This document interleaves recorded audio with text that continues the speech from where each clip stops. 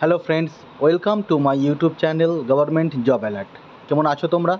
আশা করি খুব ভালো আছো এবং জোর কদমে তোমরা তোমাদের পড়াশোনা চালিয়ে যাচ্ছ। আজকের এই কি বলবো, দুঃখের বাজারও তোমাদের জীবনে একটা ছোট্ট একটা খুশির খবর নিয়ে আসতে পেরে সত্যি খুব ভালো লাগছে। যেভাবে রিক্রুটমেন্টগুলো বন্ধ হয়ে আছে, খুব চিন্তার বিষয়। তো চলো, কি খুশির খবর সেটা আমি তোমাদের সাথে প্রকাশ করছি।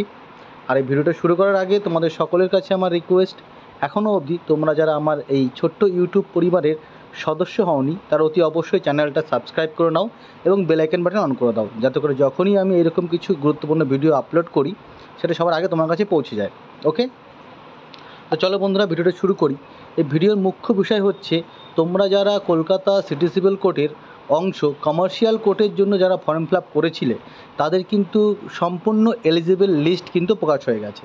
ওকে, এখানে দেখতে পাচ্ছ, এখানে লেখা আছে list of the candidate who are eligible to appear in recruitment examination in connection with the employment notification number 01 date 2025, dated Kolkata 27 of January 2025। অর্থাৎ নোটিফিকেশন নাম্বার 1 যেটা আছে 1/25, এটা কিন্তু কমার্শিয়াল কোর্টকে টার্গেট করে করা হয়েছিল। এবার প্রশ্নটা হচ্ছে, কেন এই অন্যান্য সিটি সিভিল কোর্টটা হলো না, শুধু কমার্শিয়াল কোর্টটা করা হলো? কারণ কমার্শিয়াল কোর্টে কোনো ওবিসির ভ্যাকান্সি নেই। ওবিসি ভ্যাকান্সি না থাকার দরুন এই পরীক্ষাটা কন্ডাক্ট করা কিন্তু খুব সহজ হয়ে যাবে।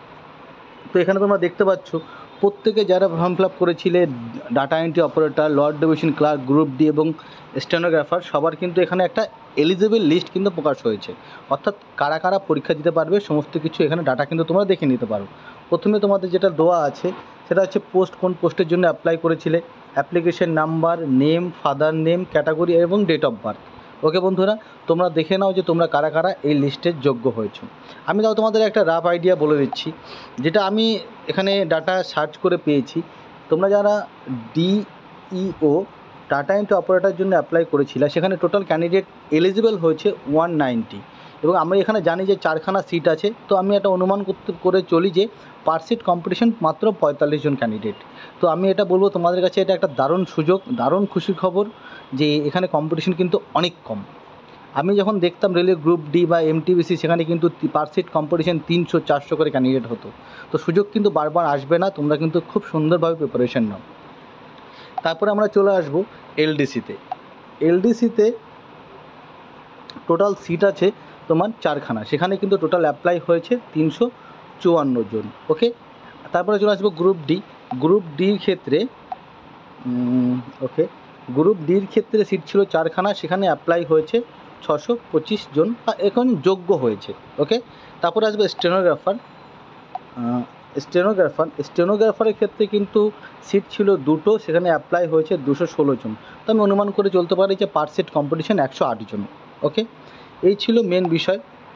তোমরা এখানে পুরো এলিজিবল লিস্টটা দেখতে পাচ্ছ। এই এলিজিবল লিস্টে কিন্তু তোমরা সবাই আমার টেলিগ্রাম চ্যানেলে পেয়ে যাবে। এই ভিডিওর ডেসক্রিপশন বক্সের মধ্যেই আমি আমার টেলিগ্রাম চ্যানেলের কিন্তু লিঙ্ক আমি কিন্তু এখানে আমার এই ভিডিও ডেসক্রিপশন বক্সের মধ্যে দিয়ে দেবো।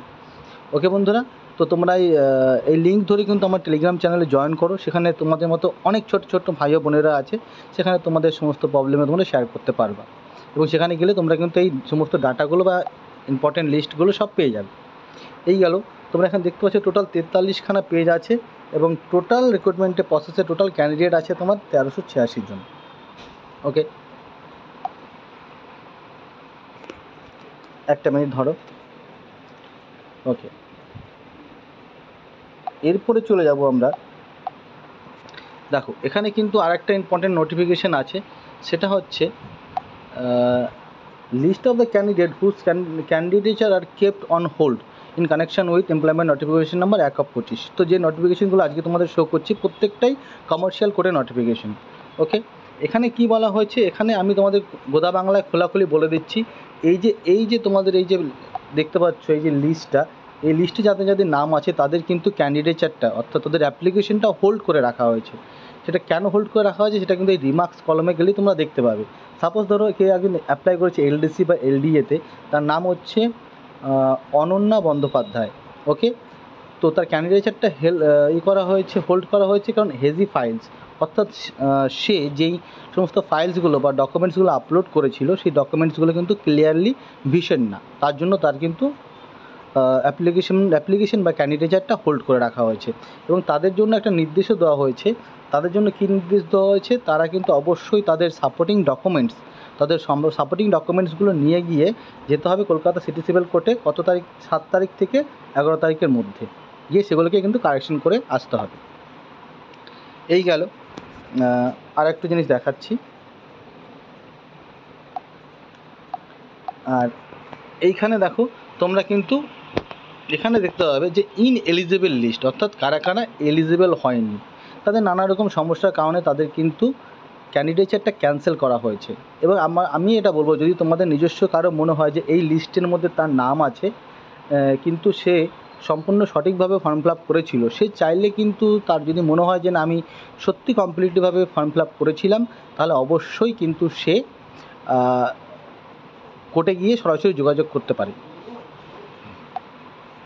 ওকে, আর একটা কথা বলবো, দেখো বন্ধুরা, এই পরীক্ষার তারিখটা আমার যত সম্ভব ধারণা যে এই পরীক্ষাটা হয়তো এপ্রিলের লাস্টের দিকে অথবা মে মাসের প্রথমের দিকে হবে, কিন্তু কারণ মে মাসের শেষের দিকে হবে না, কারণ মে মাসের শেষের দিকে কিন্তু কোর্ট ছুটি আছে, গরমের ছুটি আছে, হলিডে।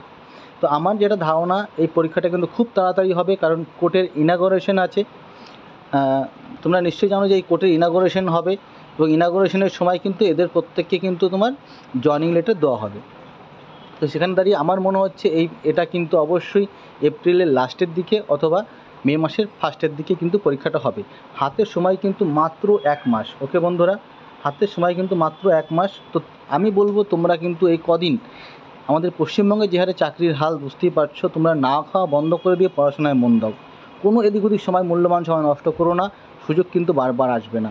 এই যে একটা রিক্রুটমেন্ট আসছে খুব ভালো, এবং আমি তোমাদেরকে এটুকুই বলতে পারি যে অন্যান্য জায়গায় চাকরি করার থেকে কোর্টে বসে চাকরি করা অনেক ভালো চাকরি, অনেক মজার চাকরি, অনেক চ্যালেঞ্জেবল চাকরি। ওকে বন্ধুরা, আর একটা আমি তোমাদের কথা বলবো, এই গ্রুপ ডি পরীক্ষায় মূলত হচ্ছে গ্রুপ ডি পরীক্ষায় কিন্তু তোমাদের সিলেবাসের মধ্যে বাংলা আছে। তোমাদের কারো কাছে যদি মনে হয় যে তোমাদের কাছে পর্যাপ্ত বাংলা স্টাডি ম্যাটেরিয়ালস নেই বা ভালো বিশ্বস্ত স্টাডি ম্যাটেরিয়ালস নেই, সেক্ষেত্রে তোমরা কিন্তু আমার সাথে যোগাযোগ করতে পারো। তোমাদের কী করতে হবে, তোমাদেরকে এই ভিডিও ডেসক্রিপশন বক্সের মধ্যে আমি আমার টেলিগ্রাম চ্যানেলের লিঙ্ক দিয়ে দিয়েছি। সেই লিঙ্কে তোমরা আমার টেলিগ্রাম চ্যানেল জয়েন করো এবং আমাকে সরাসরি মেসেজ করো যে স্যার বেঙ্গলি স্টাডি ম্যাটেরিয়ালস। আমি তাদেরকে বলবো যাদের কাছে পর্যাপ্ত কমনযোগ্য বেঙ্গলির স্টাডি ম্যাটেরিয়ালস নেই, তারা আমার সাথে কন্ট্যাক্ট করতে পারো। আমি তাদেরকে এই স্টাডি ম্যাটেরিয়ালসগুলো প্রোভাইড করবো। এবং আমি এটা বলতে পারি এই স্টাডি ম্যাটেরিয়ালসগুলো পেয়ে অনেকে অনেক উপকৃত হয়েছে, তার অনেক মেসেজ আছে আমার কাছে, সেগুলো আর আমি শো করছি না। তোমাদের যদি ভরসা হয় তাহলে অবশ্যই কিন্তু সেগুলো তোমরা নিয়ে দেখতে পারো। আর একটা কথা বলবো, যদি তোমাদের মনে হয় যে এই ভিডিওর বাইরেও কোনো টপিক আমার এড়িয়ে গেল, সেক্ষেত্রে কিন্তু আমার কমেন্ট বক্স তোমাদের জন্য সবসময় খোলা থাকে। তোমরা সেখানে চাইলেই আমাকে কমেন্ট করে জিজ্ঞেস করতে পারো যে দাদা এই জিনিসটা কী হচ্ছে বা এই জিনিসটা কেন হবে। আমি কিন্তু অবশ্যই তোমাদের মূল্যবান সময়ের অবশ্যই মূল্য দেবো।